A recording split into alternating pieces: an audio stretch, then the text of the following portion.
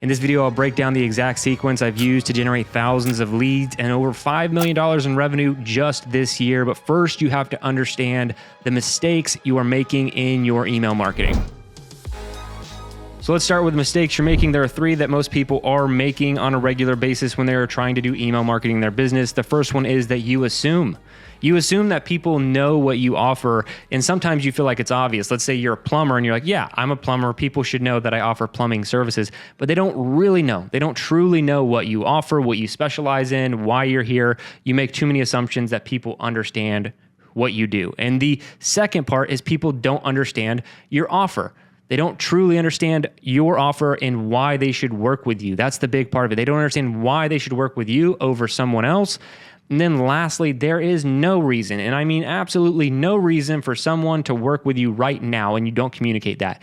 And what I mean is no reason right now, not just no reason, meaning you have given them no reason why they might want to take action today instead of next week. Most business owners are sitting around saying, hey, you know I exist, so you could work with me today, tomorrow, next year. Who cares? You know that I exist now. That's all that really matters. If you want to fix your email marketing, you have to fix these three mistakes, and we're going to do that with these three emails. So the first email is called the gain email. So the gain email does three things. It shows them what's possible, it makes the move feel light, and it gets them to act without pressure. So the gain email literally is, what could the prospect, your lead, the person who just signed up for your newsletter or became a part of your community, what can they gain? What do they stand to gain if they work with you?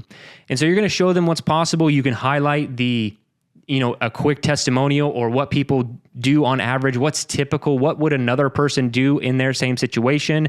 You're going to make the move feel light. It's going to be a soft call to action. You're going to be like, hey, if you want to do this, this is what we offer. You're not getting into the weeds with it. You're not doing any kind of high pressure stuff, but you are introducing what you offer, how your services operate, why they exist, all of those kind of things. You're going to make it feel light, and then you're going to get them to act without pressure. And that's the third thing the gain email should do. This is where you actually introduce the fact that, hey, I am a business. I have something to offer you, and I want you to take part in what I have to offer. And so you are going to do it without any kind of pressure. There's no like, hey, you need to do this right now. It's just, hey, I have this. Here's the link to sign up, book a call, whatever. Here are the next steps if you want to get involved with me. It's very low pressure, but it is an introduction that, hey, you have a lot to gain if you work with me. Here are the results you could see. And if you want to do that, take the next step here. That's the basics of the email. The second email is what I call the logic email. So now you're going to get down to the logic-based reasons on why they should work with you. Most people do not operate on a logic basis. They operate on an emotional basis. But that doesn't mean you don't want to put logic on your side in front of your customer or potential customer. So what you're going to do is remove excuses with reason. And how you do that is by showing social proof. Be like, hey, if you wanted to take the next steps, you can, because thousands of other people have done that and they've seen this result. And another thing you want to do is tie it to momentum. So if they just signed up for your newsletter, they downloaded a free thing, be like, hey, you're already moving down this track. If you want to speed things up, here are the next steps. Keep the momentum going. Here's how you can work with me. Again, getting that call to action. And then the third thing I typically like to do in these logic emails are logically let them know, I know you're busy. I'm busy, you're busy. And if you ignore this email and move on, you're going to forget. You're not going to do the next thing. Life gets busy. There are a lot of distractions. Why don't you go ahead, book the call, do whatever, take the next step, book the appointment right now before life gets in the way. And you can do that with the link provided here. So that's all you're going to do. Remove excuses with logic, social proof. Hey, thousands of people have done this. Here's the method. Here's why it works. Tie it to the momentum. They've already taken that first action, right? They've signed up. They're part of your email newsletter, your email list somehow. And then you're going to call out life's distractions on why they should take action right now. Now, the third and final email is the fear email. And this is where most entrepreneurs and business owners start to feel a little bit uncomfortable. They don't want to be the sleazy email marketer, and I get it. Neither do I. But you have to give people a legitimate, ethical reason on why they should sign up, why they should join, why they should take the next step, and why they should do that right now. So the three things you want to do in a fear email is make the cost of waiting obvious, introduce real consequences, and then close the loop and walk away. So I'm going to talk about each one of these. The first thing you want to do is make sure the cost of waiting is obvious. You don't always have to say, I have 5 slots left. I have 7 slots left, or I only have 2 appointments this week. You don't have to do that. You could just say, hey, if you're dealing with X problem, you are going to continue to deal with that problem, or it may get worse. So you're making the cost of waiting obvious. If they want to learn how to do email marketing, it's like, hey, sign up for this course now, or else you're just going to keep burning money as you get new leads. That's making the cost of waiting obvious. And the second thing you could do is introduce real consequences. Now, the consequence can be, hey, you keep waiting, you keep burning cash, or it could be something like, hey, I actually only have so many slots, so many appointments, so many call availability, these kind of things. And this is where you only ever want to introduce ethical scarcity, none of this fake stuff. But the best way to do this, I found and worked with business owners on, is find the constraint in your business. Every business has some sort of constraint, especially if you're a service business. So say you could only take on, let's say 40 appointment slots in a week. That's the most appointments you could actually have in a week.